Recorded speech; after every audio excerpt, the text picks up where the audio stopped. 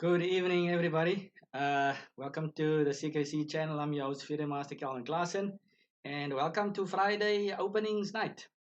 This is our third installment, and welcome. If this is your first time, welcome to the show. We've done a lot of things in the last two episodes, welcome to Ingram E. Um, thanks for following. Thanks for all the new followers as well. So yeah, we've done some good work, and uh, I've got my own topic for this evening um, that I will do when there's no questions, but the floor is open, so you guys can go ahead and ask me anything related to openings.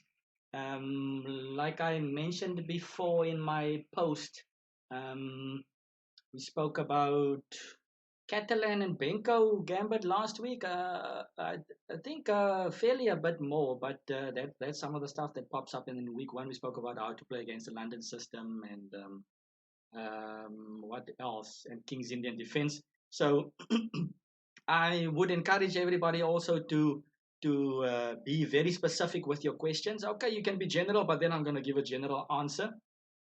So if you ask me, what do I think about this, or how do you play against this opening, I can give you a lot of answers to that. But if you give me a specific question like, what do I do against this move, pawn to b3 in this line, move 17, send me the notation, send me, walk me through it till we get to the position and we can discuss it together, we can analyze it and so on. I am using ChessBase. Quite an old version, actually, a favorite of mine, ChessBase 9. I don't know, probably ChessBase 20 is out already. But I do have my engine on standby. I've got my opening book as well. And we can search some games as well if need be. So, and of course, for everybody's convenience, I've posted the, I've posted my Lichess team link in the chat. So, if please join my Lichess team.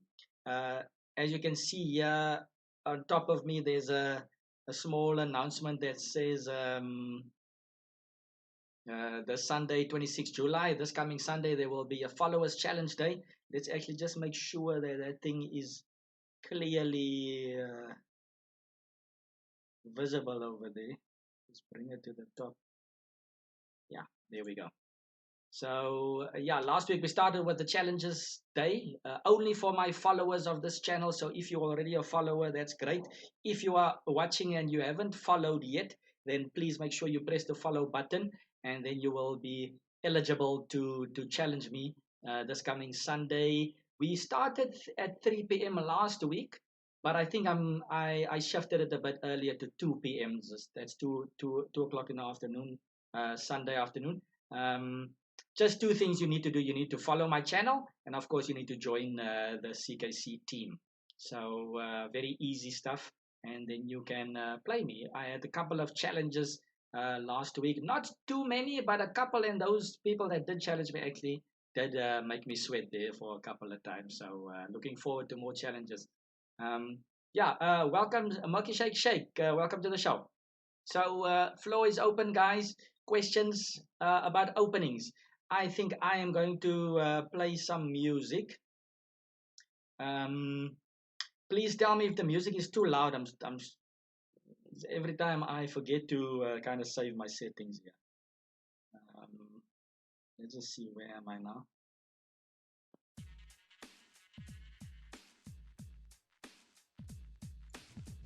now? Okay, so let's see. So, which is the most effective opening for black against the king pawn game? So, welcome to the show, McGlory7. I believe you're also one of the latest followers. Welcome to the show and thank you for following. Just want to adjust my volume here on my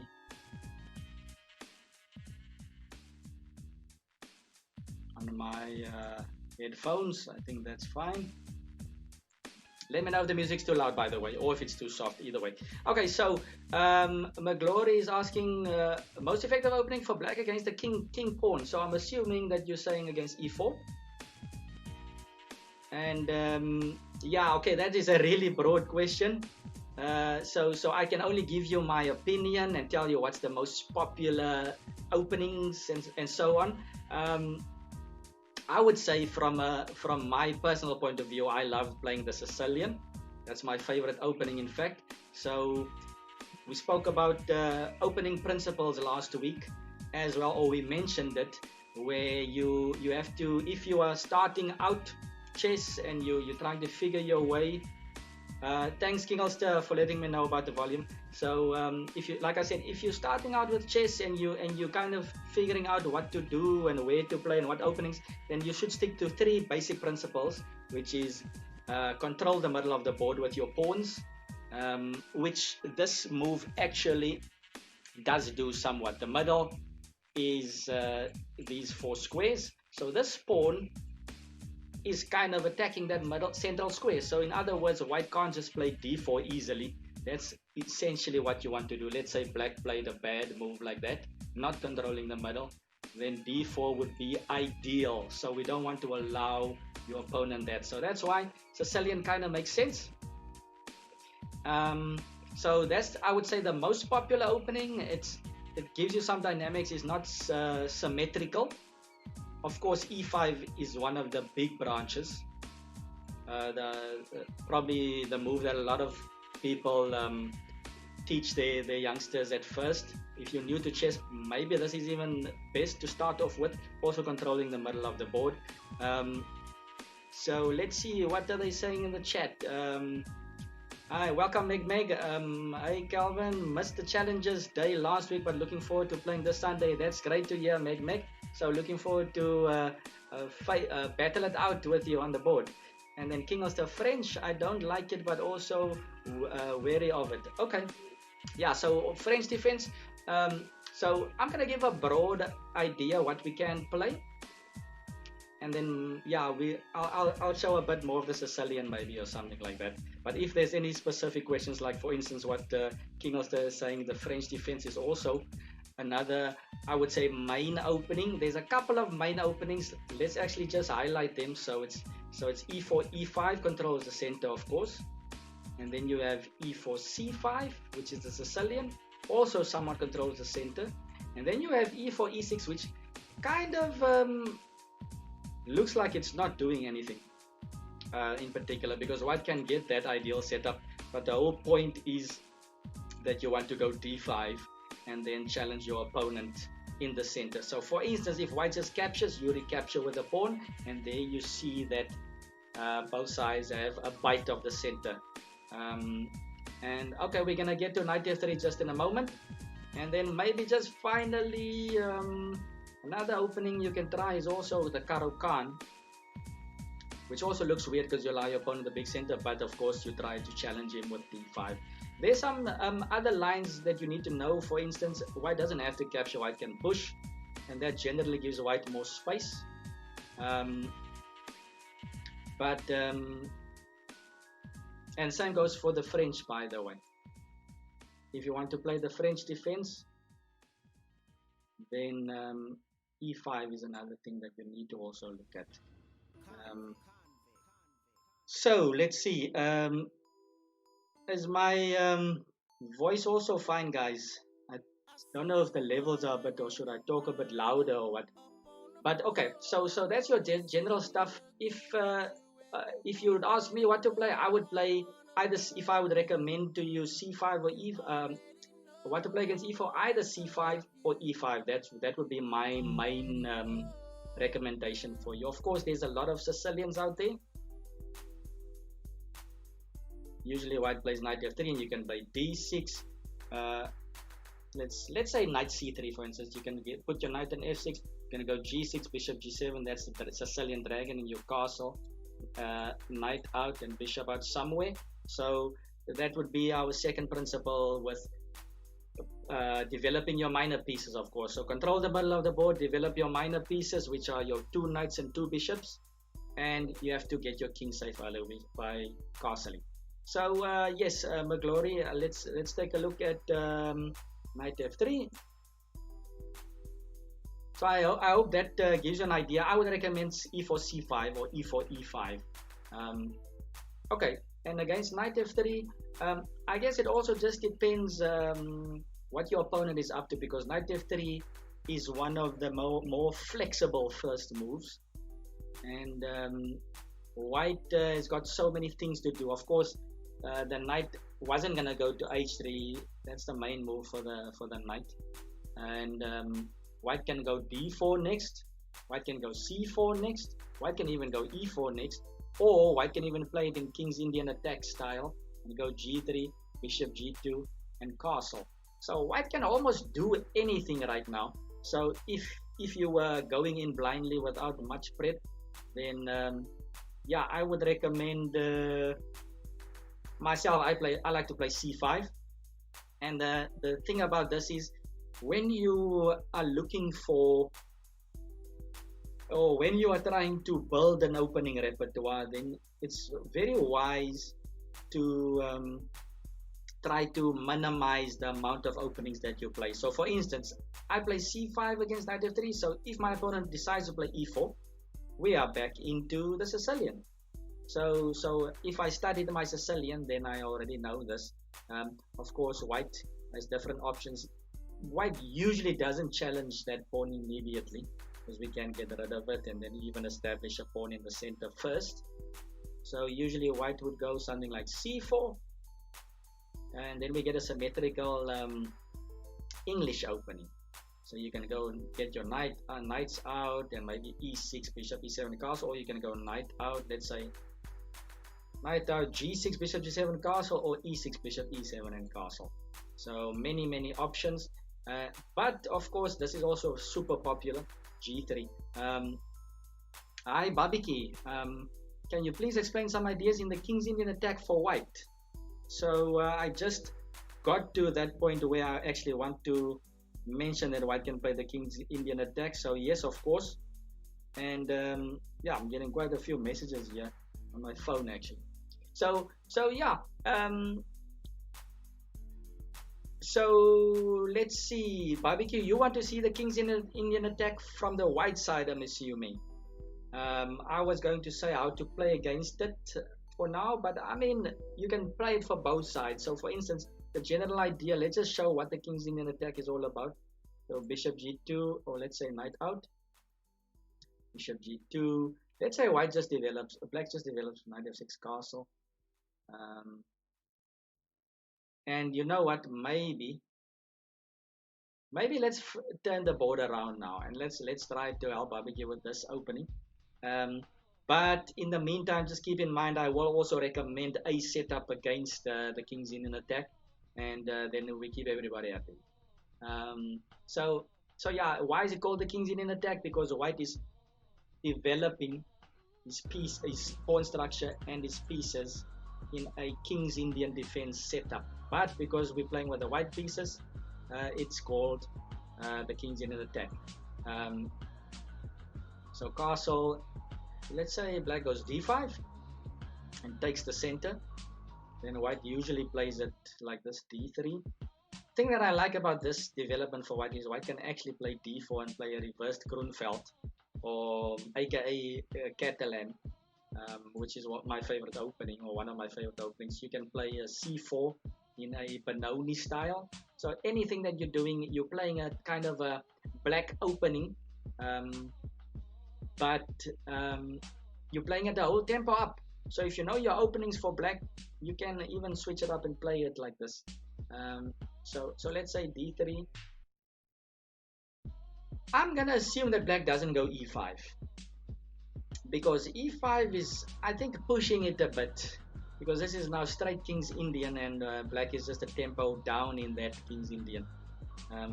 So let's not go for that now. Let's say black goes e6. What is white's plan over here? White is trying to get in e4. So white will play knight b to d2. Let's say black develops bishop e7. Black doesn't really want to go bishop d6 because at some point when e4 lands, then e5 could be very dangerous, forking those two pieces.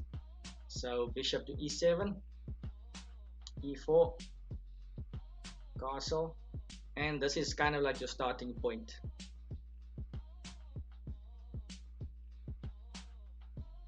So yeah, so white usually is looking at pushing the pawn at some point. That's one option. Sometimes he actually captures on d5. But for now, rook e1 is a flexible move because it kind of supports everything. It supports the pawn push. If you capture, this file could open up. So the rook is very useful on e1, and it just protects the center as well. So black really has a choice to make here.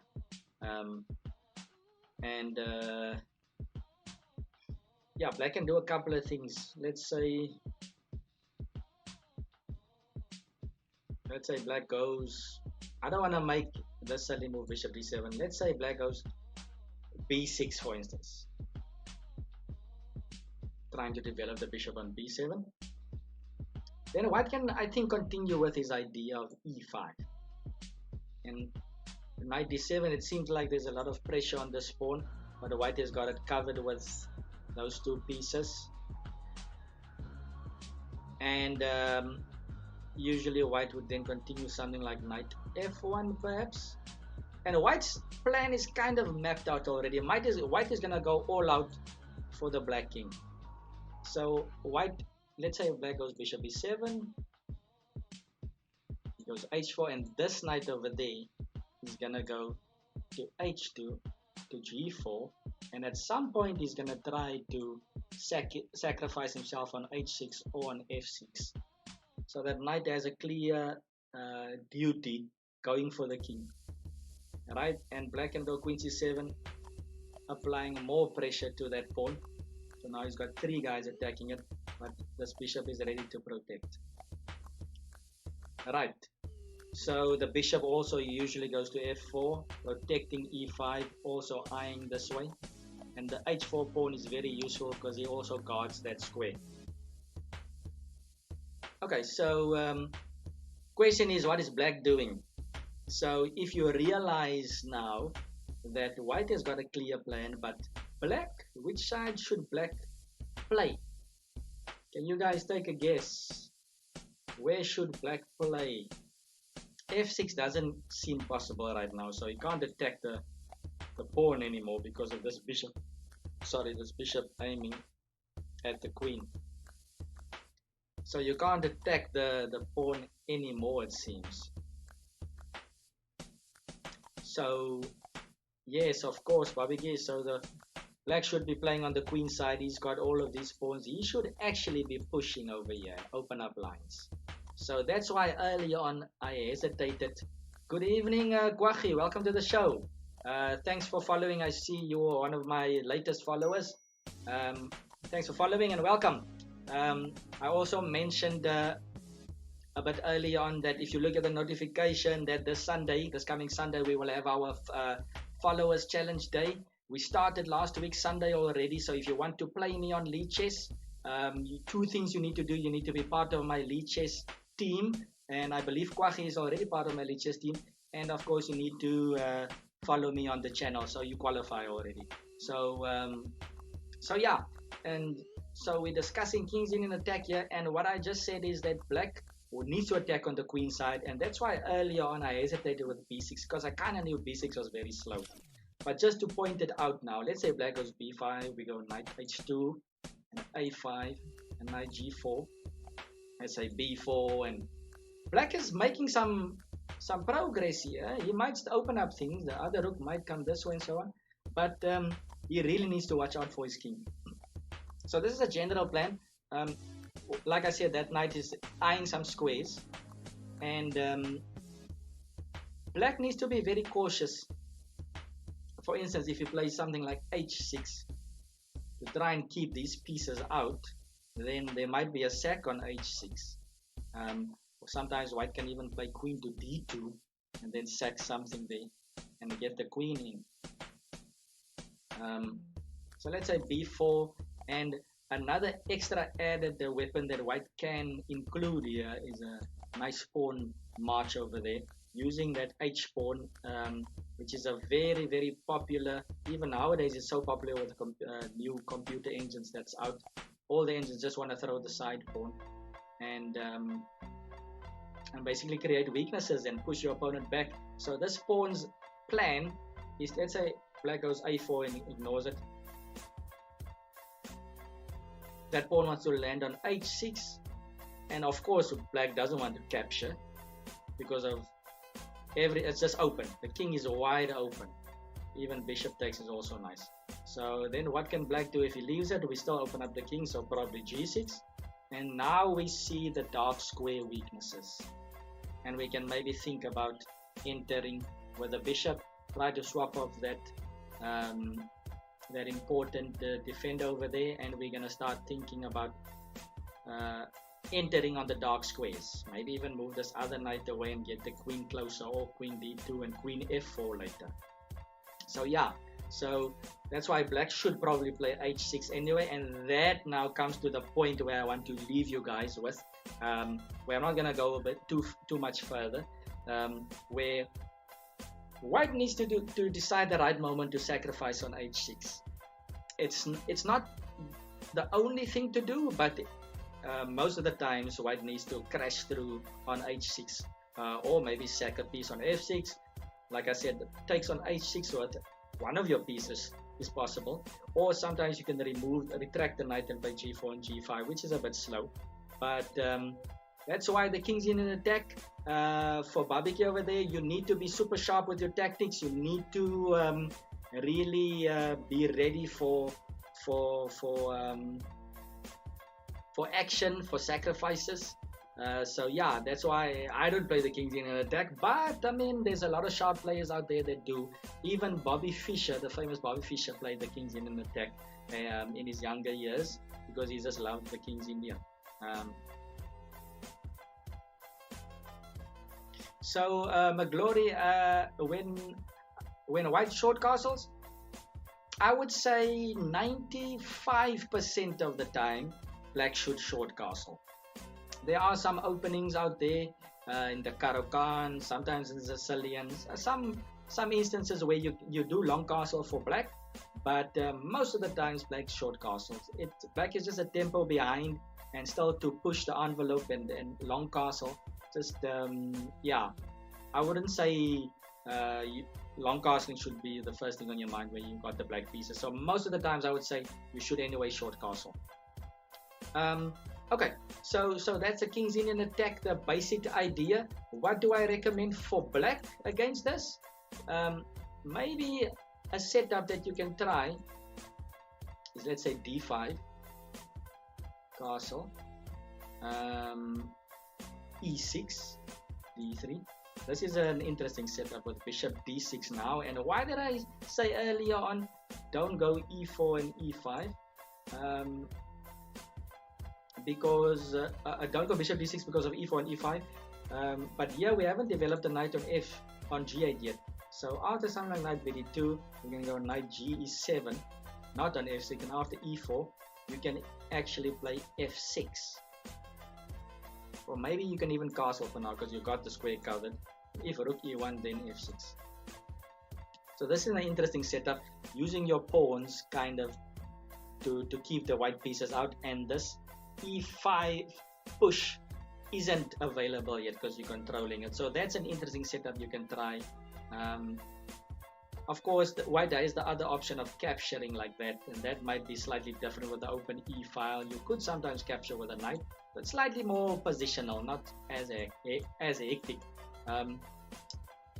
Yeah, and the first setup that we chose for black is still playable. It's just maybe not b6. I would say you need to go b5 faster and maybe get your rook out of the way and play bishop f8. There are ways of playing, but you get the tone of that. What I can also lastly recommend against this King's Indian attack, or maybe actually two things, is but the one thing that I know is very tough to crack is black can, for instance, not short castle yet. Interesting that you have mentioned this, McGlory. In this opening, I would actually say black should maybe play b6 over here after rook e1, bishop e7. So keeping it flexible, and white might be ill-advised to push e5 now.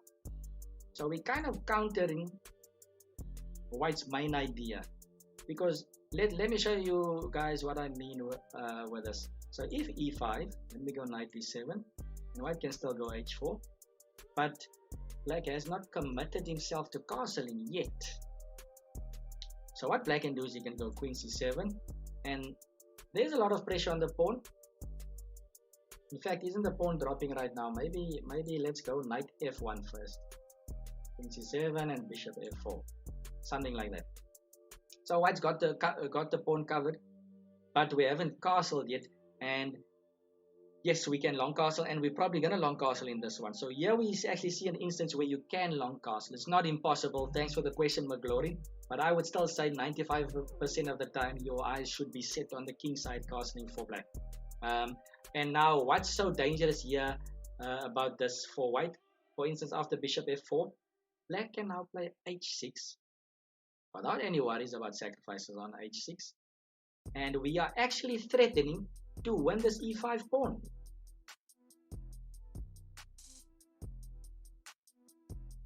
We are threatening to play g5, kick the bishop, and then the pawn will drop.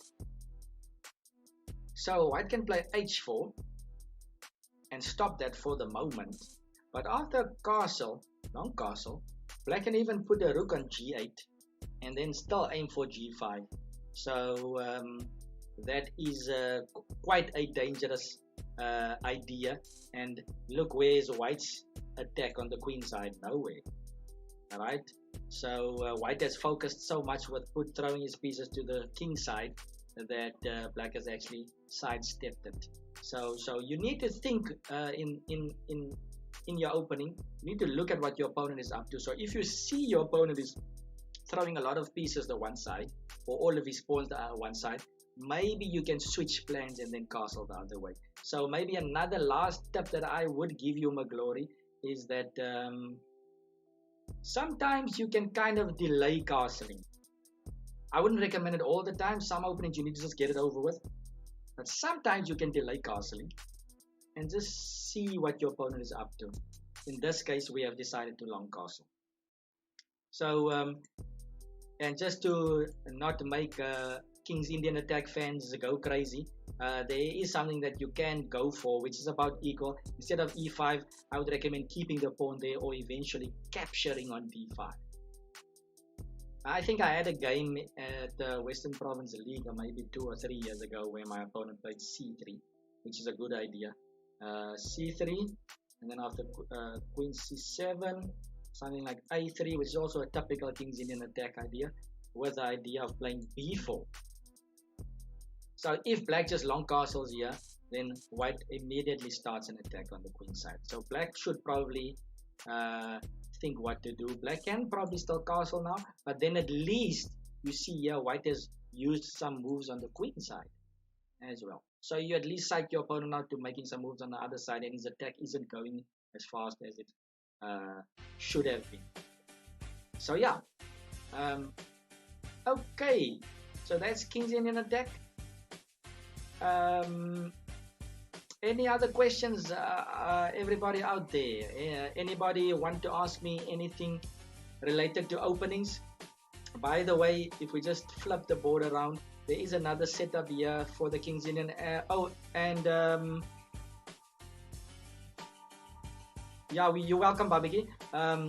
So yes, definitely King Ulster. Chess is all about the mind. So of course mind games play a part, and that becomes so important once you become a student of the game and you start acquiring a lot of game plans and knowledge and attacks and counter attacks and good defenses and good setups. Then you need to kind of feel your opponent out when the game starts. You need to see where he's going with his moves, And flexible moves are very important. Flexible moves are very important. A move that can go both ways can be very, very nice. Okay, so I see, yes, Teach Me the Sicilian by McGlory. Kwahi says Dutch defense. Okay, we can look at both of them. Maki Shake says, against the Grunfeld, would you suggest the G3 system? Okay, so we've got three nice openings over there. Maybe let's just attend. Let's first look at the Dutch defense, if you guys don't mind, because we've been chatting a lot about McGlory's openings, and then we get. So let's first take a look at the Dutch, and then we're gonna take a look at the Sicilian. We're gonna teach McGlory the Sicilian, and then we're gonna look at Multi Shakes Grunfeld. Would you suggest a G3 system against the Grunfeld? Yeah, I would suggest. I played the G3 system. It's nice. It's very slow but solid.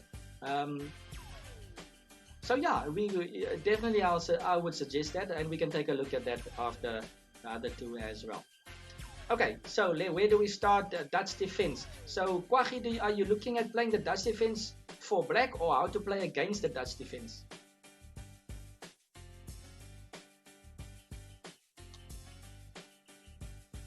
So d4, f5.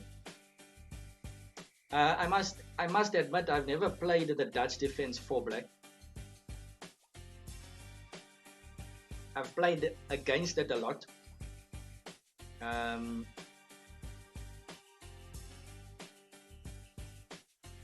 For black. Okay, so we can take a look at it, Kwahi. I am not the expert in how to play. Okay, so there's two ways of playing the Dutch. My question to you is, have you ever played the Dutch defense? And which one do you want to look at? Because there's two ways. I can maybe recommend the one of them.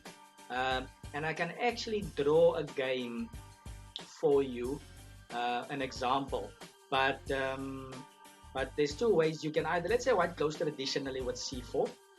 Then let's say knight f6, knight c3. Black has two ways to go about it. Black can either go for a stonewall setup or go for, yeah, with e6.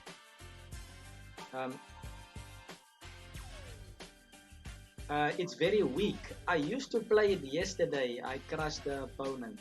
So are you saying the Dutch is weak? It is a risky opening to play, yes.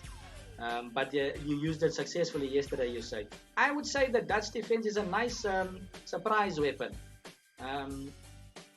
This line that I'm talking about here, the stonewall is very, very, very solid, but it takes a long time to get going.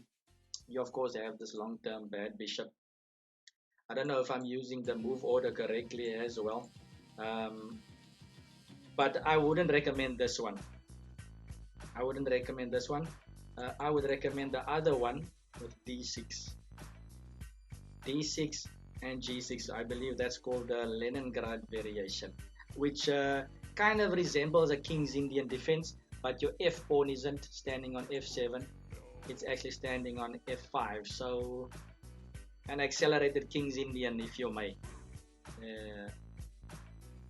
But okay, there's downsides to it as well, besides looking very cool and aggressive. In fact, if you guys have, I don't know if anybody here has watched my lecture on how to beat a grandmaster. I've got a lecture series out, how to beat a grandmaster. There's 3 parts out already. And in the first lecture, I show my my game that I played at the last Olympiad at the last World Olympiad in Georgia, Batumi, and there I beat a grandmaster, and that grandmaster was actually playing this opening, the Dutch defense, the Leningrad variation. So I actually had a nice game with bishop f4 and e3, and I had a special personal line prepared. Usually they don't play like this, and if you want to check out that game, thanks King Ulster. If you want to check out that game, you can go on to my YouTube channel. You can see it there as well. I think that's the icon that you will see.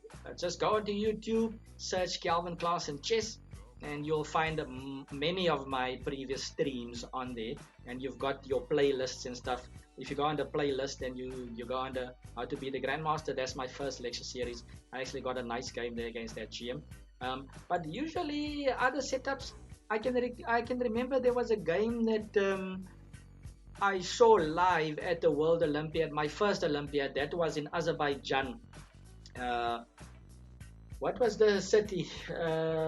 Baku. Yeah, Baku, Azerbaijan, and very nice city actually.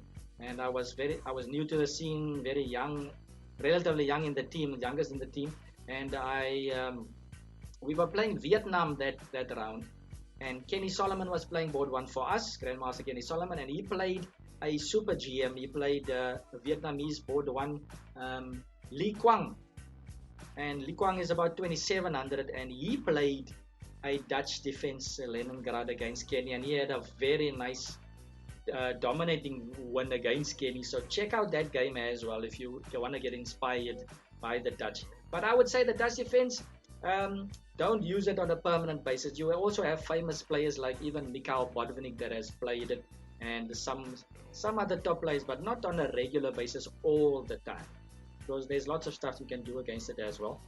Let's see. Hi, OneQuad, welcome to the show. And are you recommending B4? Yes, B4 is also a possibility. You can do many things. Instructive series to watch, gents. Thanks a lot, King Oster. Yeah, it's very cool. And like I said, that's part one. Part two, I've got current SA champion Daniel Barish showing one of his victories against a GM. And then the third lecture, part 3, was also a nice one with I am Watuko Bese showing his glorious victory against Super GM Peter Lecco. So quite a nice series, and just watch out. I might actually do part 4 pretty soon, so just keep your ears open. I think part 4 is gonna come out very, very soon. I'll tell you guys at the end of the show when it will come out. Actually, I'll give you a sneak peek. So yeah. And then the other thing that you need to watch out for the Dutch defense is, of course, some gambits. For instance, e4 is a dangerous move. I think they call this a Staunton gambit. After pawn takes pawn, white can go knight c3, attack the pawn, and after knight f6, white can actually do a couple of things. White can go bishop g5 and try to capture the knight, and then get his pawn back. Or white can even play something like f3 and just gambit the pawn and go for quick development. So in fact, maybe bishop g5 is better first, and after you play d5, actually d5 might be a blunder. You just take and then you queen h5 check, and then you pick up the pawn over there. So there's already some examples, and then of course there's another dangerous move, bishop to g5, that you must watch out for. Bishop to e7. Yes, are you talking about e6 and bishop e7, Kwahi? Maybe that's not a bad way to go. I'll show that one now as well. Bishop g5 here is a bit tricky because I remember seeing this for the first time. I was a bit younger, and h6 is such a tempting move to play. And then after something like this, and you want to go g5 and f4 and trap the bishop. After g5, white has two moves here. White can play e4 or e3. And if black just blindly captures over here or captures the bishop, then you get mated. So that's a funny variation over there. I think e3 is also quite good. Of course, black needs to play some knight f6, and then something like this can happen. White can go h4. So many tricks you need to watch out for. Oh, I see what you mean. Oh, okay, no, I thought you meant my mind was popping now. I wanted to say that there's two ways of playing this, the move order.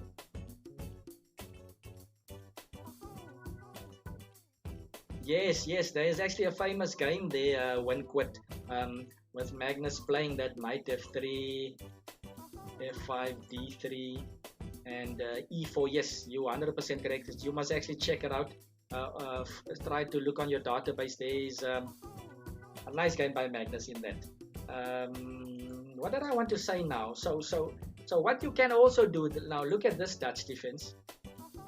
After f5, c4, let's say c4, knight f6, knight c3, e6, knight f3. Black can also go d6. Black can also go d6 and just go bishop e7 and castle, and maybe you can play this queen goes to e8 later on and h5. Okay, maybe not with the bishop on e2, but with the bishop on g2, that's definitely possible. Usually when white does this. Then sometimes queen e8 and queen h5 can be almost like a type of Grand Prix attack. And then there's an interesting move order. E6 might be a stronger move order if you want to avoid that funny bishop g5 business, because after c4 then you have f5 and you can get into that. But unfortunately you'll have to know what to do. You have to be a French player as well. If you think about it, one of the local players here, one of our IMs, David Gluckman, he plays the French defense and he plays the Dutch defense as well. So he responds e6 to e4 and d4 at times, because against e4 he's in his beloved French, against c4 he plays f5. So, but yeah, definitely not the opening that I would recommend, but if you work hard at it, it might be a nice surprise weapon for your opponent's Kwachi. And yeah, but I mean, it's definitely fun and exciting to play. So I mean, definitely good for blitz games. Okay, so where were we? We actually had some. So I hope that there was at least a decent chat about the Dutch defense there, Kwachi.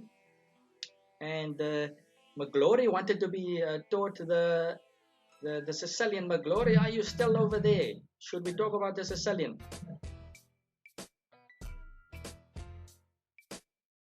And then who was the other one? Milky Shake says against the Grunfeld we have g3. It's a pleasure, Kwachi.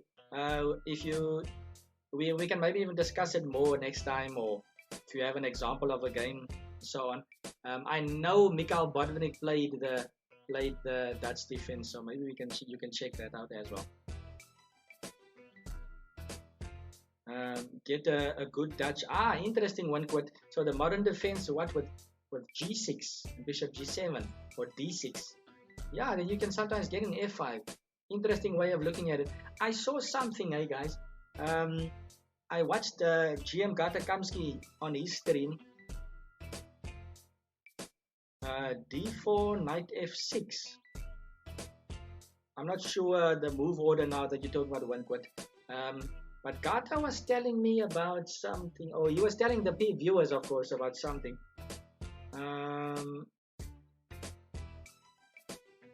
With some modern, I can't remember now what it is. He plays some modern and then he switches over to some hippo or something like that. So flexibility is important.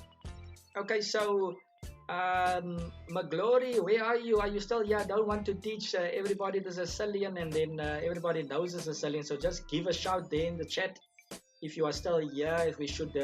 If I should maybe recommend a Sicilian to you, or are we going to go to the Grunfeld G3 variation quickly?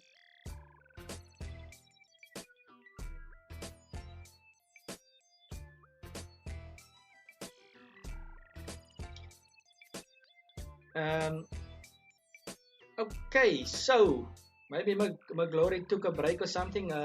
Maybe we'll see him later. So I think let's switch over to the Grunfeld then.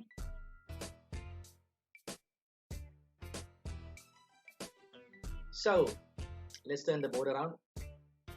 So d4, knight f6. c4, g6. And let's say we go g3, bishop g7, bishop g2. And yeah, it's an interesting move order, because if black is a true Grunfeld player, then black should definitely play d5 right now, right? Because if black castles, then knight c3 stops d5, because we've got too many pieces covering that square. Okay, what black can do is black can play c6 over here and get a type of a Grunfeld. Um, but maybe this is not what all Grunfeld lovers like. But there is another solid way to continue. So, but let's assume that black goes d5. Of course, white also doesn't need to play. Oh yeah, wait, c6. I've got a feeling white can play d5. White can even play d5 here. That could be a possibility. Just watch out for that if you want to play this for black. So anyway, I would say that black needs to go d5. And what do we do here? So there's two ways of taking this on. if you're playing it from the white side, so you can either take on d5 or you can just continue on casually. So taking on d5 is a possibility. Don't play e4 too quickly. Okay, there are some lines actually you can do it, but usually you expand too quickly, especially if the knight's on f3 as well. I think there's actually a line where you go knight e2 that could be interesting. Let's say knight f3 and castle. Let's go back to normal stuff. And black usually goes knight c6, and this pawn is under a lot of pressure already. And now white is forced to push on, and black goes knight a5, and black is playing c6 next. Let's say knight c3, c6, and yeah, I don't think this is exactly what white wants immediately. If white captures on c6, then black has got everything he wants. Yeah, this kind of looks like a reverse Grunfeld, but the pawn on e4 is not good for white. It's blocking his bishop. So that's why I would say don't play e4 too quickly. I would say just get out your knight. Say castle, and black will usually go something like knight b6, knight c3, knight c6. So it's almost the same position. And by the way, I think the Catalan is like a reversed Grunfeld, or the Grunfeld is a reverse Catalan. So both sides are playing it. Yeah, and instead of pushing here, the main line has become this solid looking e3. Now there's lots and lots of theory there. Good evening, Drom Dexel. Welcome to the show. Thanks for tuning in. We're discussing the G3 system against the Grunfeld. And yeah, so e3 is the main line here.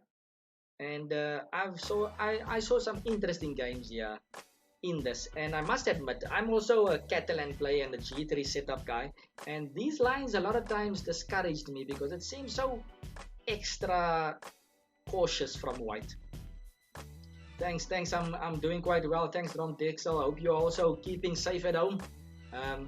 Thanks for asking. Yeah,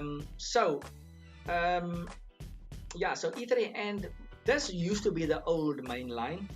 I don't think it's recommended theoretically. It's still playable, but after d5 and then e4, I think some bishop g5 comes in, c6, bishop g5, and then black doesn't really want to go f6, and it's a bit awkward for black. So nowadays black goes, instead of e5, he goes rook e8, the flexible move. Black has rook e8, a5, a4, bishop b7, a lot of flexible moves without really committing in the center. That's good to hear from Dexel. So yeah, rook e8, and then here comes a million options for white, and very interesting stuff actually. White can go rook e1. b3 is not recommended because that softens up the diagonal. I think there's a move. What other move is there? There's an interesting move, knight h4. I think I saw Grandmaster Adley, if I'm correct, play. Knight h4 is also very interesting. And then queen e2. So there's millions of options here, and it's super complicated. So you have to check your theory for this. But maybe what I would recommend is not capturing. What I personally would recommend is not capturing on d5. So let's just say knight f3. Let's actually promote this line. Castle, castle. So let's say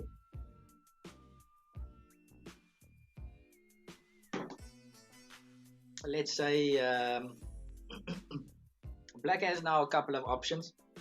You can either capture on c4 or you can go c6. So in fact, there's also a move knight c6 that we've seen once or twice.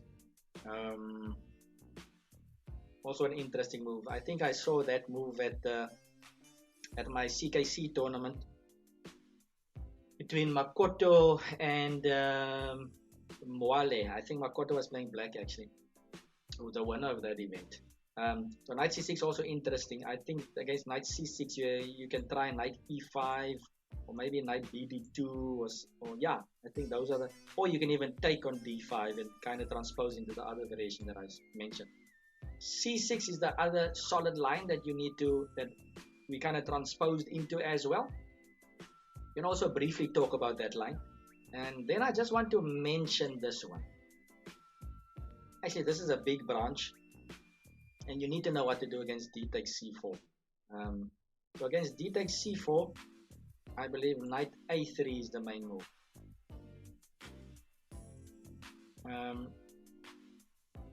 Knight a3, of course, you want to just recapture. And what should black do? Now there's a cute way that black can play. Black can give away the pawn like that, and then you capture, and that kind of gives you this backward pawn for the moment. And then you go c5. So this is in typical Grunfeld style. So this is perfectly playable. Old main line used to be e3 for white, with a very solid position, maybe queen e2, rook d1, bishop b2, knight can maneuver to c4. But I saw some latest games where white actually just plays rook e1. Very interesting, and maybe thinking more ambitious, looking at playing e4. After knight c6, something like bishop b2, overprotecting the center, and then you're looking at playing e4. This knight can go to the middle. Very interesting stuff. So that's what we do against that. In fact, there's another move here. Black can go,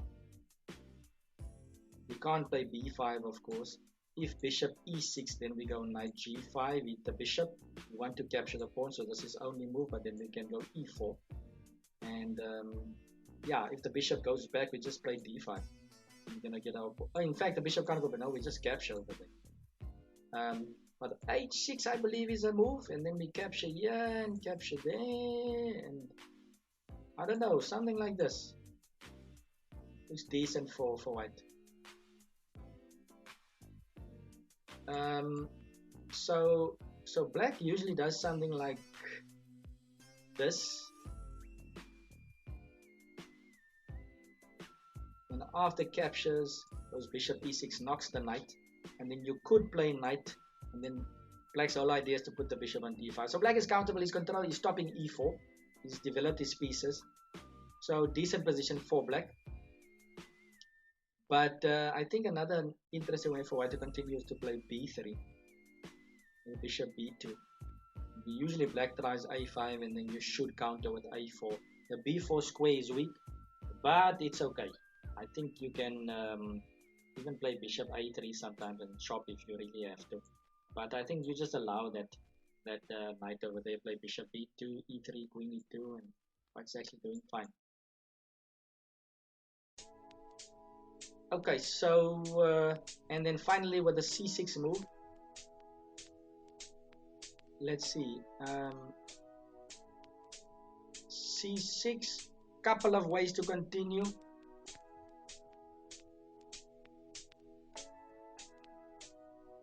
Does anybody have a recommendation what to play against this variation if you are a Catalan player?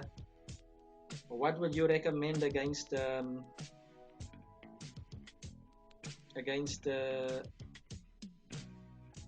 setup that black is playing? Very, very solid by black.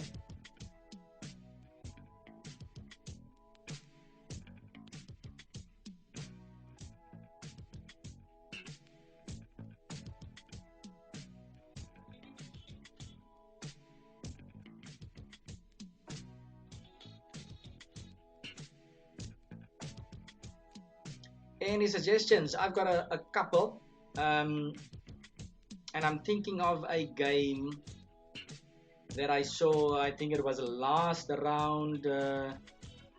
Thanks, King Ulster, for suggesting knight c3. I'm thinking of a game that was played last round of African individuals that I played in. I think it was 2 years ago in Tunisia. Um, and the tournament winner, Grandmaster Adli, very strong player, and also a staunch G3 setup player, Catalan player. He was playing last round. He needed to win his game to win the tournament. He was playing against Rodwell Makoto, very strong player. He won my CKC tournament last time. And yes, and Winquid says knight d2. All right, so we've got 2 recommendations. And yeah, this was the position on the board, and I'll show you just now what Adli actually played against Makoto, and he actually scored a nice win. So, and Winquid says b3 bishop. Yeah, so okay. So first of all, knight c3, King Ulster looks very natural, but maybe white should watch out for pawn takes pawn now, because you don't have knight a3 anymore. And at some point, black can even consider playing b5. So I'm not sure how white is going to get his pawn back. Knight e5 seems quite reasonable, but can't we go bishop e6 now?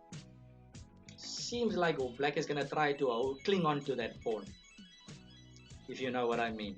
So it's, I don't think knight c3 is the way to go, unfortunately, because of that idea. c6 kind of blocks the diagonal, this bishop diagonal, and reinforces the idea of taking and playing b5. So knight bd2 is probably one of my main recommendations that I would go for, protecting the c pawn. Of course, that hinders your development of this bishop a bit, but like Winquid said, then we're aiming for b3 and bishop b2. So black is relatively solid. Black can do something like bishop f5. Then we've seen lots of games with this and that, and then you jump in on e4. Black can even play a5 and throw in a4. Very solid. I've seen some games with e3 even. The engines is not gonna love this. It's gonna be more or less equal. So black is very solid, but white does have slightly more space, I would say, and very solid. And if you're a Catalan player and you like the structure, then definitely still you should choose this for white. So very solid but slow. And I think there was some game with Boris Gelfand where he played e3 and queen e2. It's a bit odd because this could happen, but I think the bishop can just get kicked out later on. So that, and you should just watch out for the move order. If you go b3 first, then black could potentially do something like pawn takes pawn, and c5. Because this diagonal is a bit frail. So I would recommend playing knight bd2 first over there. Sorry. Okay, so yeah, and now the game that I was referring to, that Adli play against Makoto in that last round of the African individuals, that made Adli win the tournament, become African champion again, is queen to b3. Interesting move. I've played it a couple of times already. I kind of like it. And in fact, I think I was on the black side of this at the last Olympiad. That was a loss against the GM that I had. I think that was one of the 2 losses that I had. I think maybe around 2 at the Olympiad. And I think I captured, and this is an interesting position. Lots and lots of possibilities both sides. I like this from the white side. The GM kind of tricked me into this line. So this is nice. Yes, you might ask yourself, but black can score a tempo over there. I think queen a4 is decent. Knight bd7, knight c3. Black can score another tempo like that, but it's fine. I don't know, queen c2 or queen d1, something like this, and you usually aim for rook d1, h3, and you can kind of expand in the center. This is kind of nice for white. Slow but nice. And the bishop on e6 probably will have to go to f5 later on, or g4 or somewhere. So it's not ideally placed on e6. But if you play this line for white, you must note that most players probably would play over there. Queen to b6, and the queens are doing a standoff over there. So if you don't like endgames, then this is definitely not the line you should play. But I mean, the Catalan is a type of an endgame opening as well. A lot of times you look forward to good endgames. This is slightly better for white, this endgame. So you're already hearing me talk like we're gonna have to swap off queens, and you can't really avoid it in this line. And welcome Chessmaster 1 to the show. We're talking about the G3 system against the Grunfeld. And yeah, there's millions. In fact, right now, white just plays knight c3, and this is the game that I saw, Adli versus Makoto. And yeah, I can't remember what Makoto played. I think he probably took on b3, which is maybe not the best. Black has some other moves, rook d8 or bishop f5. And then white has millions of options. And you kind of see who can improve a lot. Good evening, Laparot. Welcome. So, yeah, there's lots of moves. I've seen rook e1, the rook d1, bishop. Maybe not bishop f4 here because black can take on c4. And if you take there, then b2 will drop. So just watch out for that. But I think rook e1 is also a nice move. You get guys like Mamedyarov also playing this. Mamedyarov also kind of like the g3 setups. So rook to e1, and then maybe later on if you can get your bishop out. Sometimes you go c5. But right now with this bishop on g7, usually if c5, then black can break with e5. Sometimes knight e5 as well. So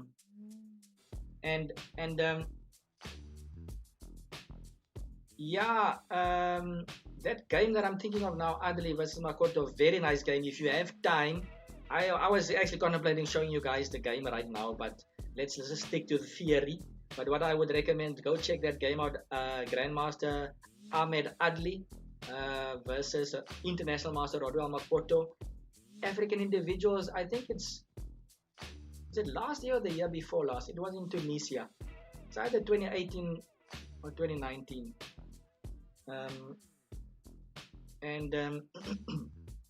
They soon swapped off queens, something like this.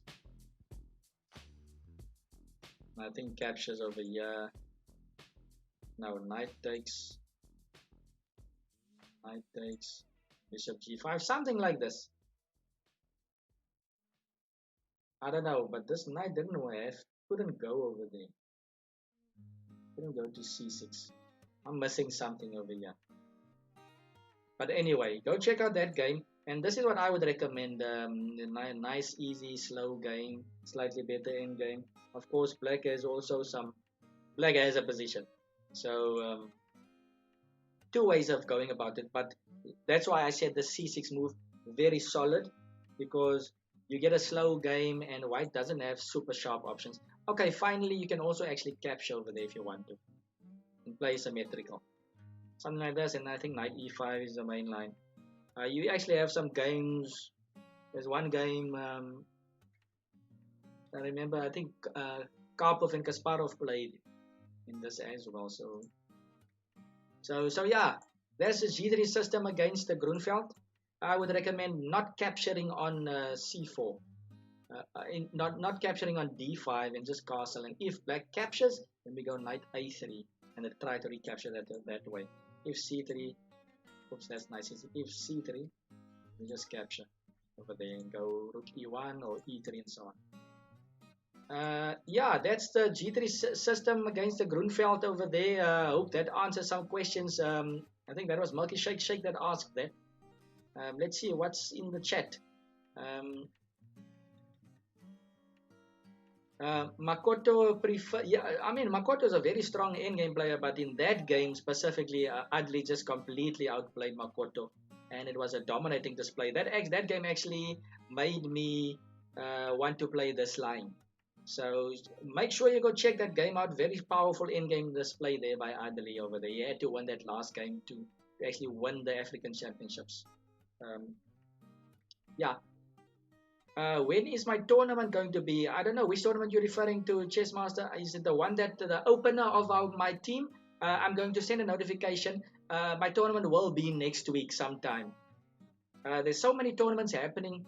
The weekends I might host it like some evening in the week, Thursday evening, or Friday or Saturday or Sunday. So from Thursday onwards next week. But I will definitely message you guys in the team. I hope you all got the notification in the Lichess on Lichess today. If you're part of my team, you also get notifications, and you get to stay up to date when the shows are on and so on. And yeah, we're going to have an arena tournament, just an opener, just to say hi to everybody, and to also I'm also going to stream this tournament. So make sure that you keep your eyes and ears open. Like I told Ruan over there, it will probably be closer to the end of next week. I will message everybody in the team. I will also advertise it, and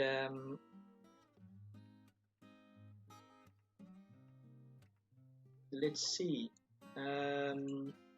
Yeah, so that's that, and yeah, it's a pleasure, Milky Shake Shake. Any more questions on openings, guys? It's been fun talking to you guys about openings this week, um, because I actually, like I said, I have an opening in mind for this evening. I didn't even get to start with my opening, which is totally fine. I can always show it next time as well. So if there's more questions about openings, keep them coming. If you want to ask more specific questions, please do so. I haven't had any person on the show yet telling me, Calvin, here's the moves. This is where my problem is. What can I do? So I challenge anybody to do that, so that I can help you, of course. Um, let's see. What did I want to do right now? Okay, let's just do that. That's a pity. Ruan, is there any specific reason why you won't be able to make it?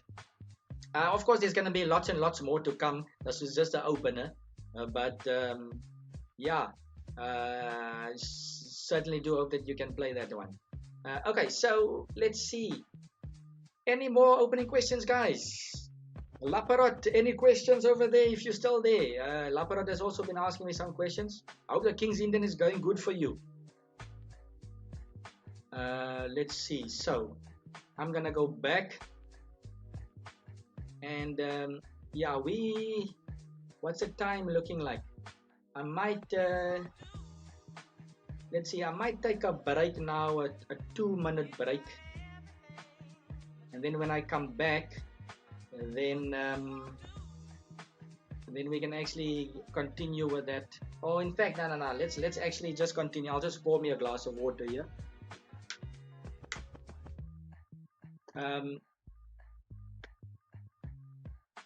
I see. Okay, then studies comes first. Of course, Ruan. But like I said, there's gonna be lots more tournaments to come. This is just the opener, and yeah, just spread the word, guys. Like I said, most tournaments I will be playing in as well. So you also get a chance to play me in the arena, and if you play me, then of course your game will be streamed live as well because I will be streaming the tournament, how I play it, and so that's what I will be doing, and should be fun. And later on, there's still more to come. We're gonna utilize this CKC team even more, so just stay tuned. Okay. So what are we doing after openings? Do you mean this evening? This openings evening, we just discuss openings. So yeah, after openings, then we call it a day.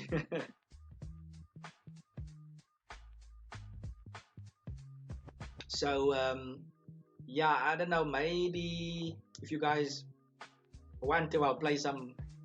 Okay, I've got a tournament I'm playing tomorrow, but it won't be too long. But maybe I can even stream afterwards sometime tomorrow. So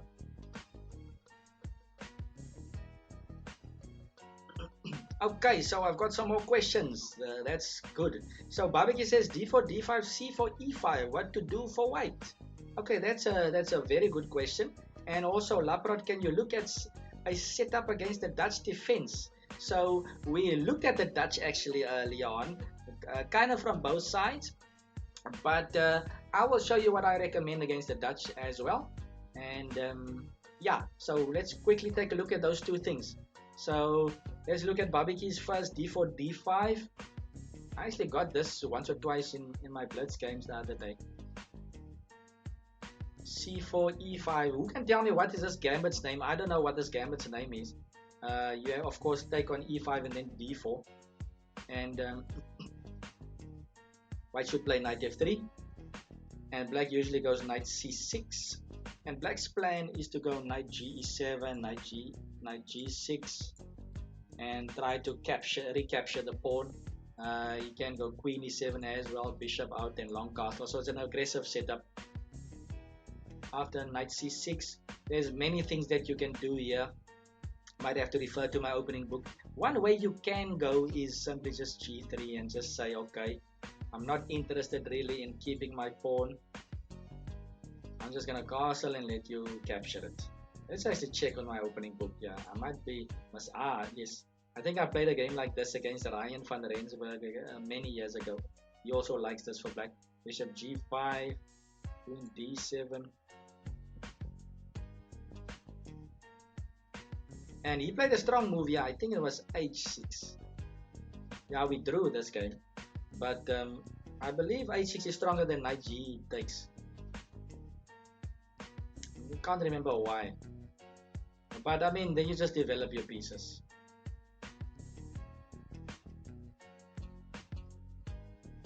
And there's nothing wrong with this. If you want to go for a bit more, I would recommend that you go something like a3. Yeah.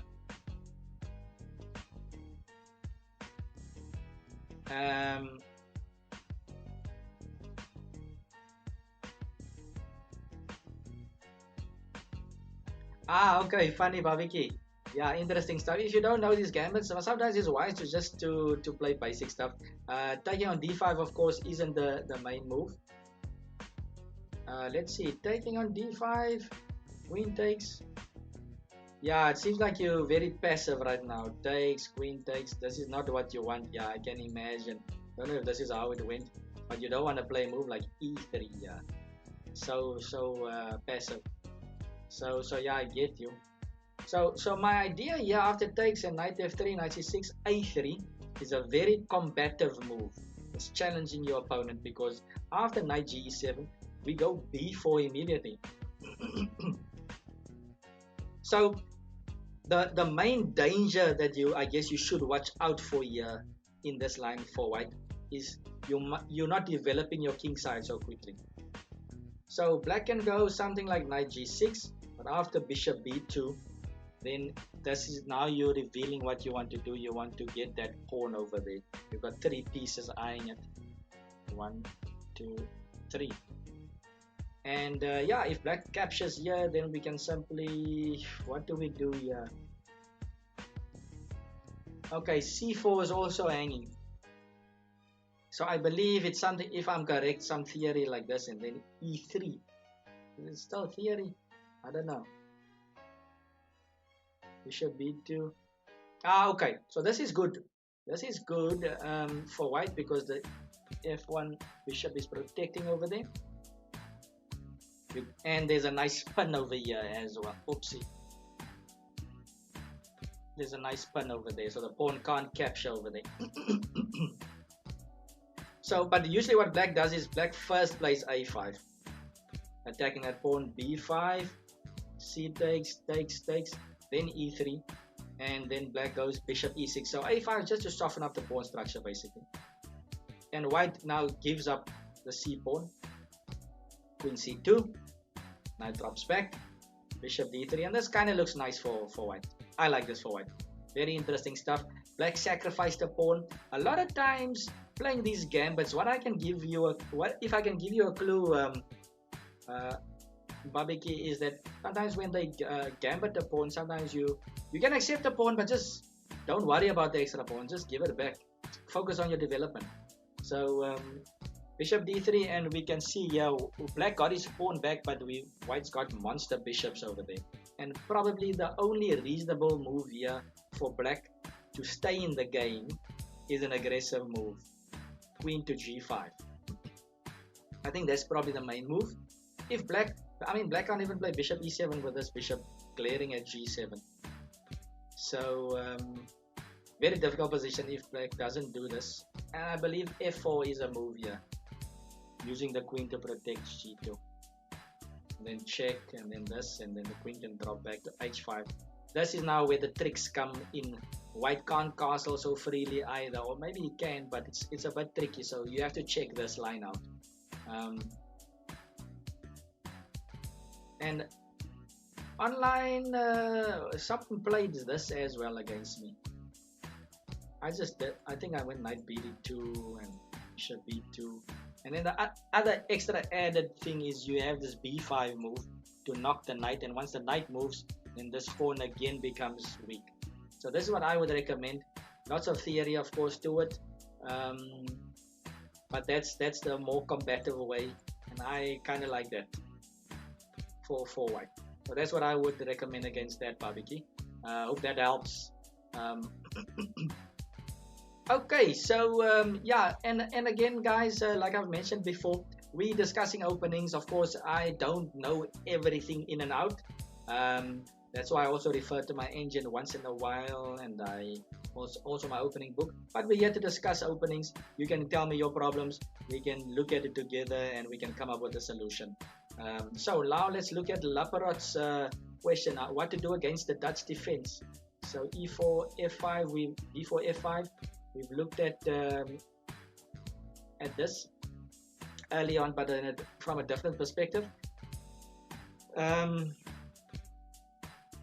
So this is not the time for that, Chessmaster Ruan. That we are discussing openings. We are not gonna. I mean, everybody can ask to go through their game and so on. And I do provide online coaching if you want us to do this on a weekly basis. If you guys check up there, you can just email me online coaching. This is now for everybody out there. I am a full-time chess coach and full-time chess player. I've represented the country at a couple of Olympiads already, and I actually made the team that was supposed to go to Russia this year as well. Former SA champion, full-time coach, and yeah, so I do full-time coaching. So if you are interested in working with me on a weekly basis, email me, message me, and we can discuss a program. Okay, so the Dutch defense. So Laperot, I don't know if you've seen my series, How to Beat the Grandmaster, the part 1, the lecture series. Let's just see something. Yeah. So in that game, I believe my opponent did something like d6, the Leningrad setup, and then knight c3, g6, and then I went for an interesting setup here, not so popular. And so check out that series. You should go onto YouTube. Like I told the others as well, other viewers earlier on, that I have a YouTube channel, and most of my previous streams you can go check out on YouTube. So make sure to go on YouTube and search Kelvin Klaasen Chess. Some interesting stuff on there, guys. Yeah, I'm constantly updating it as well. So I think I updated last week's Friday or the week before Friday, Friday openings night and so on. So if you missed the previous openings night, you can go check it out as well. And we put on the Corona Wars that Nelson Mandela Bay also hosted. We put on there.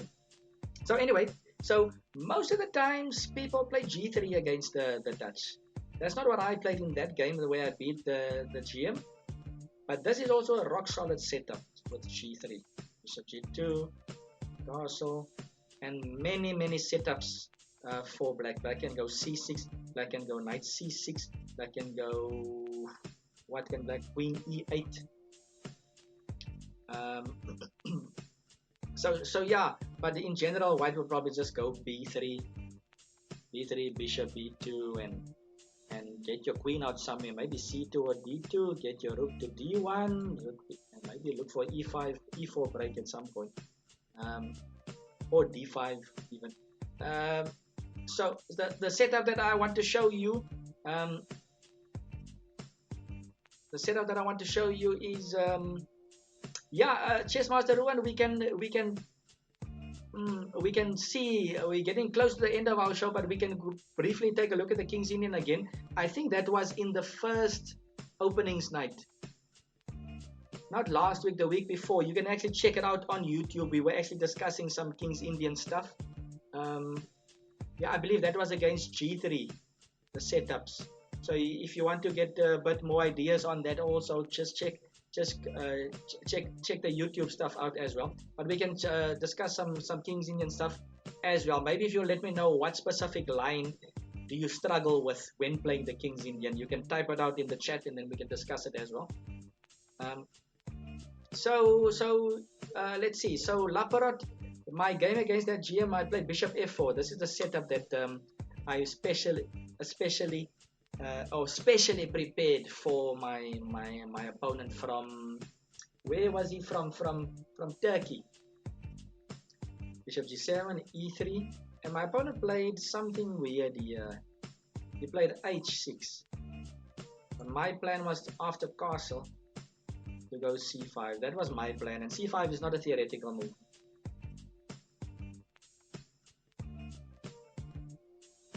That is home cooked preparation.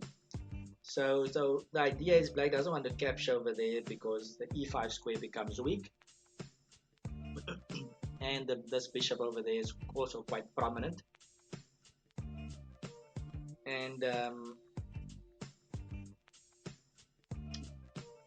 let's say black plays something like c6 or knight c6 or whatever, then white's idea is to go check. And again, if black plays d5 to stop the check, we just drop back somewhere, d3 or e2, and again we have that e5 square available, nice and juicy. If you're an adventurous player, you can even look at playing h4, h5 in this position, try and crack. I've used that actually in blitz games. And after king h8, then we can just continue with something like castle. Again, you can play, it's very tempting to play h4 and h5 with the king on h8. I have actually scored some nice victories on blitz, but maybe in the long game you can just simply castle, and after something like knight h5 you can just go h3. After this, recapture, you can utilize the e file for your rook, and these two pawns are guarding the center very well. So this is a nice setup for white. My grandmaster opponent played h6. I went c5 anyway. He went g5, I went back, and then I think he went something like what did he do? I can't remember actually. I think he went c6. Yeah, and then I went bishop c4, sticking to my idea. Then he went b5, I went bishop back, a5, and then I went a3. He went knight a6. And yeah, for the rest of the game, you'll have to go onto my YouTube channel and check it out. Let me know what you guys think of that. Laparot, are you still over there? That's what I would recommend against the Dutch Leningrad with bishop f4. It's kind of like a London system. Yeah, I think you might actually like that, Laparot. But with a pawn on c4.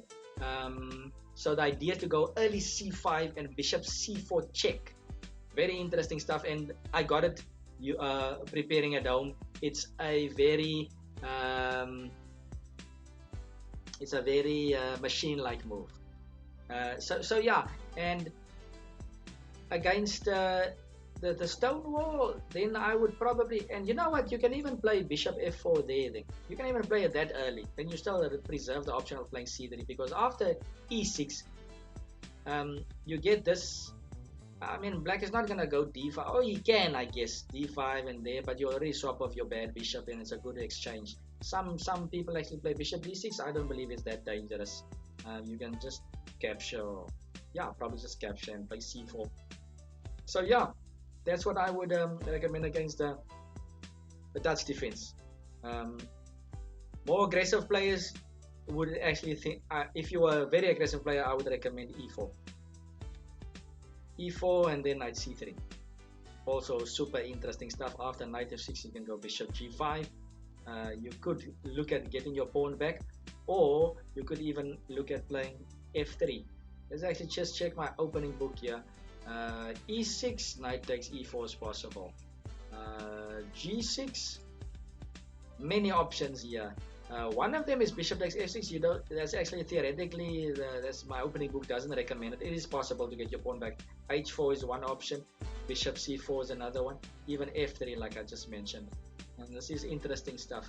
So many. If you're an attacking player, then you should like to play against the Dutch defense. And we've mentioned earlier as well, this move is also quite bothersome if black doesn't know what to do. But even if black does know what to do, you should also still get a decent game with bishop g5. Okay, any questions out there, guys?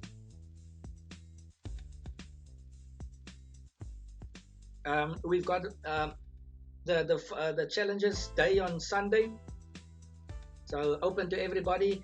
By the way, the challenge day, the time control is 3 minutes and 2 second increment, 3.2. And it's unrated, so right now no ratings at stake.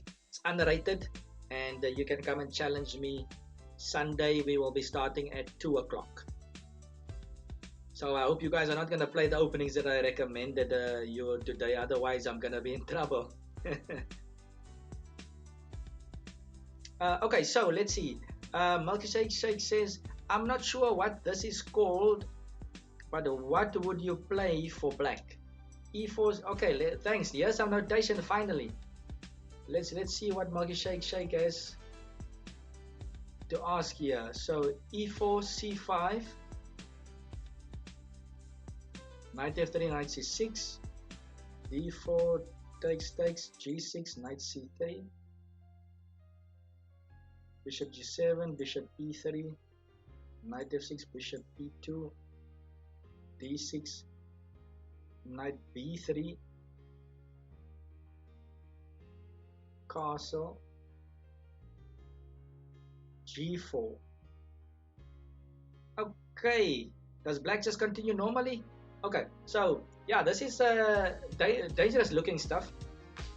Of course, black can continue normally. There's some ways of playing against it.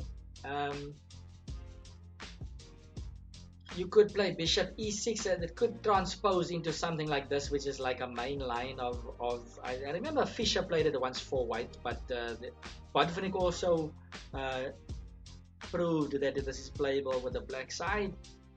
I think Botvinnik and Alexander Alekhine had a famous game, very short. It was a perpetual check a couple of moves later on. But Botvinnik did some work in this line. So maybe you should also check out Botvinnik. But here d5 is the main move, f5, and things get very risky for both sides. Knight b4, bishop f3, g. Okay, I think Alekhine played something else. Alekhine in that game played d6, and then Botvinnik played something. What did Botvinnik do here? Pawn takes g6, g5. No, this isn't the game.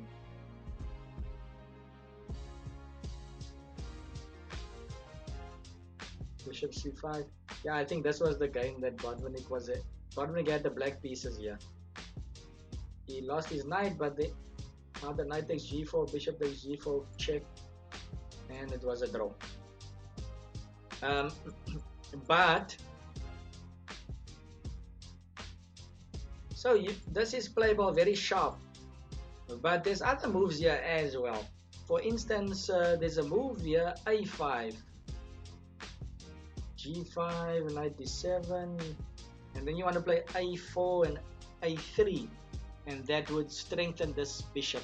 Oopsie, wrong diagonal, or skew diagonal. Hey, come on. My chess space is acting up here. So that diagonal would be weak. So yeah, my theory says knight d4, Knight b6, and the knight has comfortably maneuvered to an interesting square where he can jump places. I must get me a mouse pad, guys. My mouse is actually giving me issues here. d5, and you have to somehow counter your opponent. But what I would also recommend, the Multi-Shake is just your move order. Maybe you don't want to play d6 so early.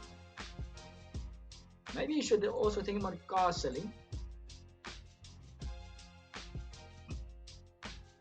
And after knight b3, you could go a5 immediately, and then that already puts your opponent under pressure. a4 probably needs to be played. d6 can be played, or knight b4. And there's an early d5 even. So maybe think about delaying d6 as well. It's not completely necessary. g4 doesn't look right at the moment. g4 doesn't look right at all, but I mean, you include a knight b3 before that. f4 is also a possibility. And then d6, and now if knight b3, we can go even f5 here, a5 here, and that kind of keeps your opponent busy before he can get up to that g4 business so quickly. I hope that helps you a bit. So Botvinnik, look at Botvinnik games with bishop e6 and d5, but you can also delay d6 a bit and try to get in an early a5 and just get your counterplay going immediately. Okay, let's see what else is there. Let me know if that helps. Multi-Shake. Let's see. Chessmaster 1 says French defense advanced variation mainline. Okay. So do you want to look at that for white or for black? Laparot says your recommendation against white's King's Indian attack. Okay, Laparot. It seems like you missed the beginning of the show because we actually did that. So I think you're gonna have to. I think I'm gonna have to save time here because we're running out of time. So just to show you here, the King's Indian attack we actually did first, and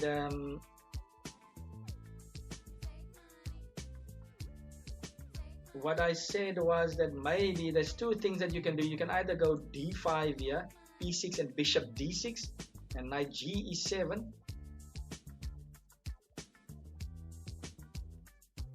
And that covers the e5 square at least, so that stops the traditional stuff. Or you could even go, what was the other setup that I selected here? Oh yeah, and then the other thing that I also would recommend is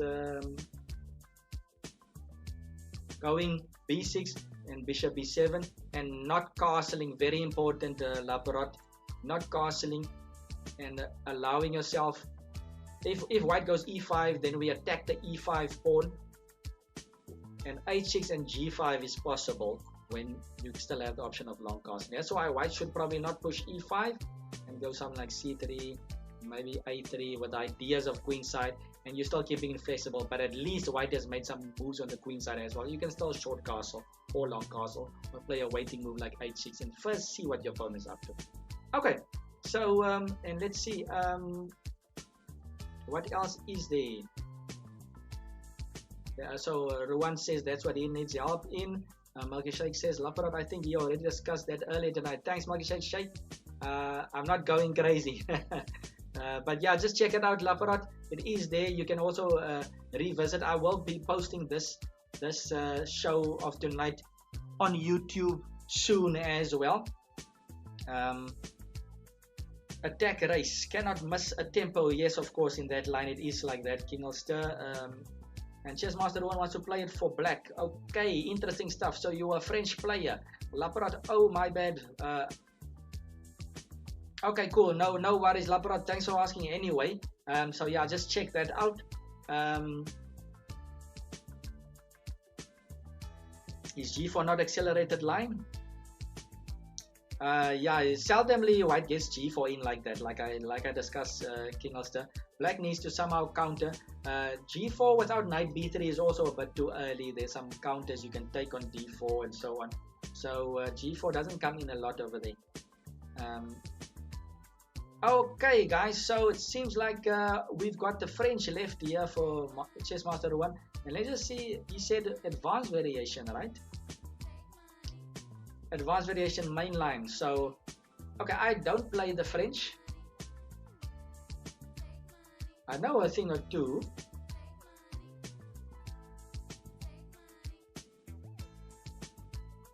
So of course c5, this is advanced variation where white pushes e5, and white usually goes c3, knight c6, knight f3, and here comes already a big moment.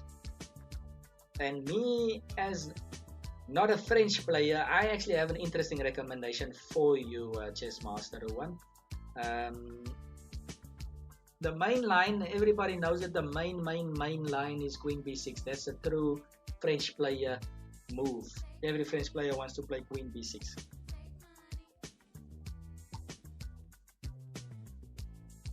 And that applies pressure to d4, keeps an eye on b2, so the bishop can't develop easily. And this is actually also quite playable. Lots of options, lots of theory. White can go bishop e2, white can play bishop d3 to sack the pawn.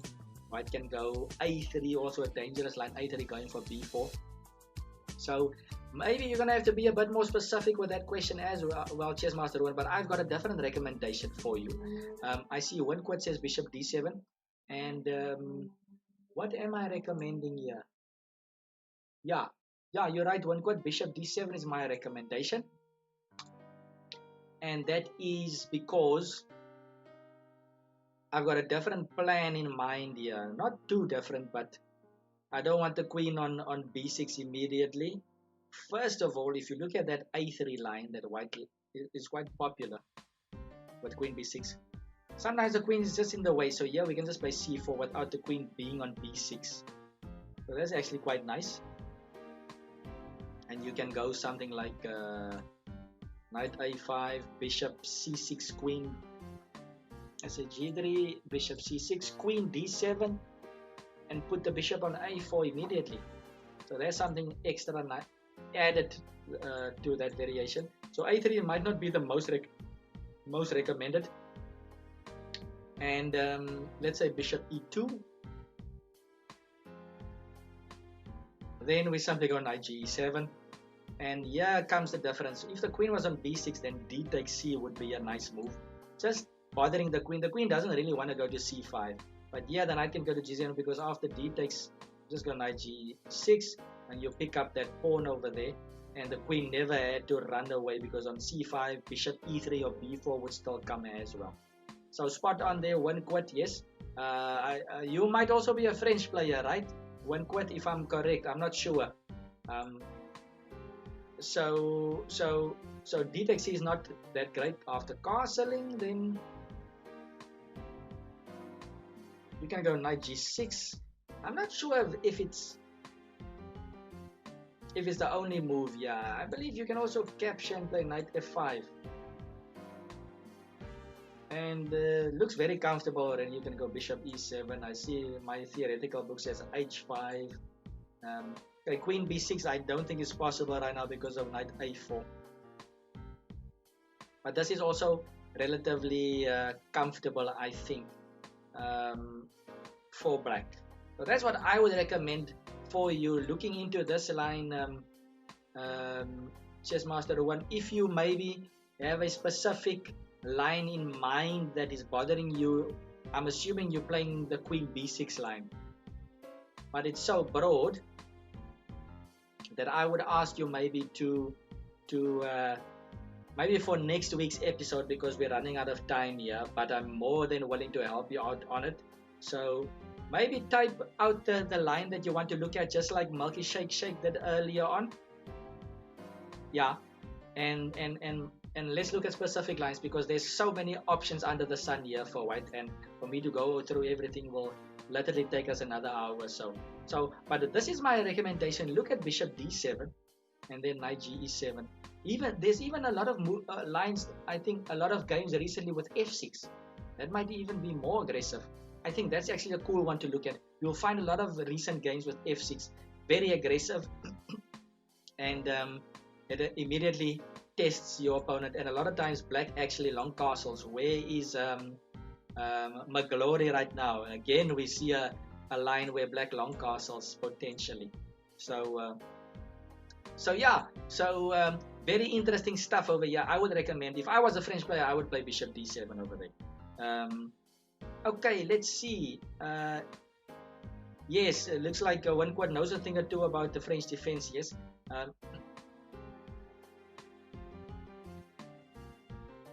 Okay, so Milky Shake asked, did I play the French in one of the SA closed already? Okay, so first of all, I need to think how many SA closed did I play? Probably 5 or 6 already. Okay, it's not too many. There's some guys that started playing SA closed at a very young age. I started late, so 6 for me is a lot. But in any event, I'm not a French player, Milky Shake, but I do have one very pleasant memory of a French game, and I specifically prepared this opening for this player. So it's a lot about mind games as well, like we discussed early on as well. One of my famous French games. The first first SA close that I actually made the top 3, and I actually made the Olympia team. That was my breakthrough SA closed. Yeah, and I actually beat none other than the African Lion International Master Watu Kobese. I beat in a lovely French defense game as black. So check that game out. Very, very nice game. One of my favorite games of my career, actually. If you're a French player, check that game out. Watu played a very aggressive gambit against my French. Yeah, go check it out. I might even show that game at some point for you guys. So that was my famous French game, Milky Shake. Thanks for asking.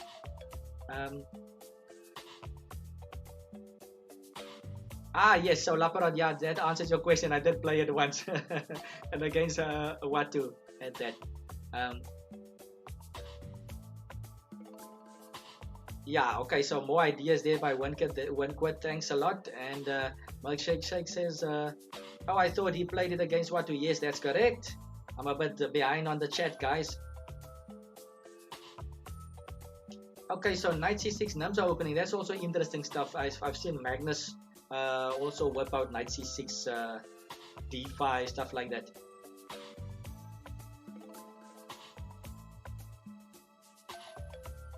Yes, that's correct. One quit, and then it kind of looks like a French as well, without the pawn on c5, the pawn's on c7, and then you go f6 and so on. That's correct.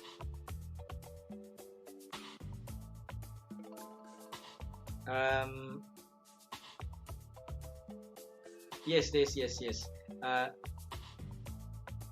Okay, interesting stuff there. Bye everybody, and thanks Laparot. Interesting. I think you might have. I thought you would have liked this one. So yeah. E4, knight c6, d4, d5, e5, bishop f5 immediately. Oh, I see.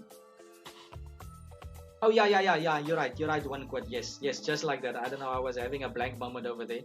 So yeah. If you are a French player, that can also look interesting for you. Yeah. So Chessmaster Ruan, just do me a favor. Send me maybe next time when we next week. I mean, like I told everybody, this is now a weekly openings night. So pile up the opening questions. Write down your notation, the lines. Come to me, already Friday evening, 6 p.m. And then Sundays, I've also jotted down on my schedule. If you go onto my Twitch channel, go under schedule, you'll see Friday 6 p.m. is the openings night. And Sundays, I've adjusted slightly to 2 o'clock in the afternoon. So this Sunday, 2 o'clock. Every week, Sunday, 2 o'clock is only for my followers. It's Followers Challenge Day. Followers Sunday. Okay, so we're almost at the end of our day. Is there any final questions that I can help with? Any final comments?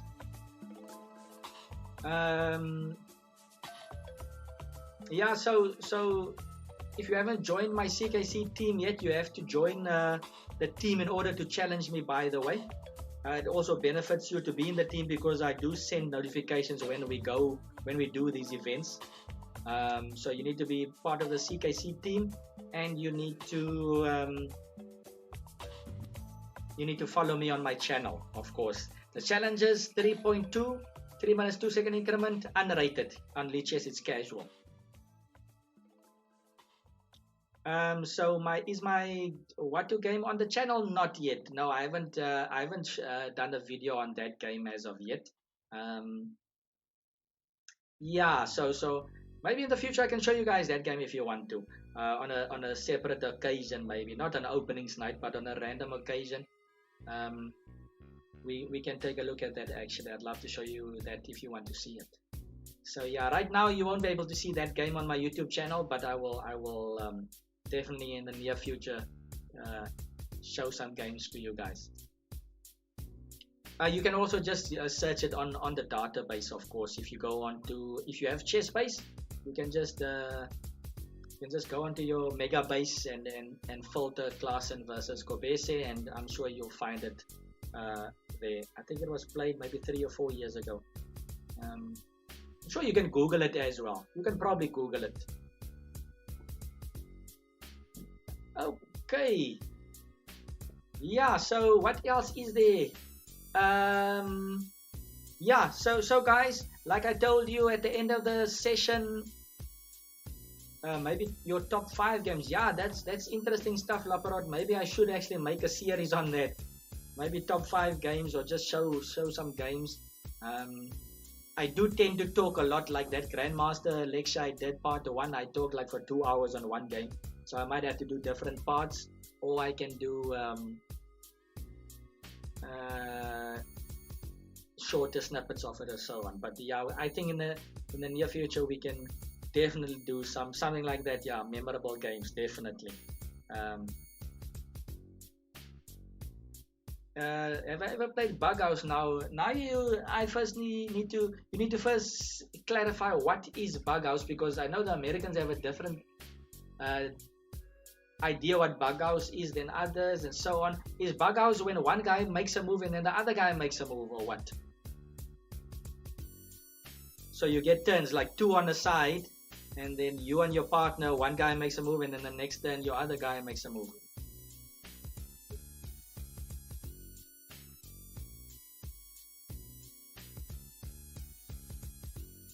Because if it's that, I don't know, one quote. Yes. Okay. Well, that's a very interesting question over there. One quote. Interestingly enough, I've got a story for you. I think it was last year, or no, the year before last. Wesley So was here for a while. He was at nationals as well, junior nationals. And Wesley So afterwards came to Cape Town as well, and I actually got to chat with. I met Wesley and chatted with him a bit at Lorenzo van die Kerk's house. Of course, that's Robin's dad. And Wesley actually spent the day there with us at Lorenzo's house. And I actually got to play some blitz against Wesley as well. He crushed me this one game. I played the Catalan, and I still remember that one. Very interesting stuff. But afterwards, myself, Wesley, Lorenzo, and Lyndon Boa, we played a few Bughouse games. So it was Lorenzo and Wesley on one team against myself and Boa on the other team. And that was some interesting Bughouse. I can't remember what the score was. It might have been even. I remember my team was leading, but somehow, or maybe we won actually, 2-1, something like that. But yeah, that was I haven't played Bughouse really. That was my first experience Bughouse really, and it was against the famous Super Grandmaster Wesley So. Very nice guy, by the way, as well. So yeah, so that's about it, guys. Like I said, I do online coaching. If you like the way I'm explaining stuff, and you want to improve in your chess, then yeah, you can contact me via my email address, kelvinklaasenchess@gmail.com. We can discuss a program for you and so on. It's online lessons, of course, via Zoom or any other platform. And then I will probably see you guys on Sunday for the challenge day, if not tomorrow evening. If I feel like playing a bit of blitz after the tournament, then maybe we can do that. So yeah, but thanks to everybody for for actually tuning in. Thanks for all the questions. It's getting bigger and bigger. I really appreciate the questions, and thanks for all the comments and all your input. And just spread the word, please, guys. Let it get bigger and bigger. There's some interesting stuff in store for the CKC channel, and yeah, and oh, and by the way, the how to be the grandmaster lecture series part 4, I told you guys at the beginning of today, I will tell you part 4 will be next week Saturday, so don't miss out on that. We will have our next installment of how to be the grandmaster with a very special guest, um, international master. I won't reveal who yet, but very strong player. And yeah, so that's next week's Saturday. um, yeah, so hope to see you guys at the challenge day on Sunday. I'd love to see a lot more challenges. I'd love to lose a few as well if I can. Okay, sometimes I don't need to try very hard to do that, but last week I had the full score against the challenges. Hopefully someone will come and challenge me this coming Sunday. So yeah, thanks guys for tuning in. Enjoy your evening, and I will see you Sunday, or maybe tomorrow perhaps. But worst case scenario, I'll see you guys Sunday. Cheers. Let's see. Lapro has a last question. Good night and thanks for your help, Calvin. Saturday time? I'm not sure about Saturday time. It will definitely be early evening at the earliest. Let's say 6 o'clock or 7 o'clock. Around that time, I will probably start if I do play. Okay, thanks guys for tuning in. See you next time. Cheers.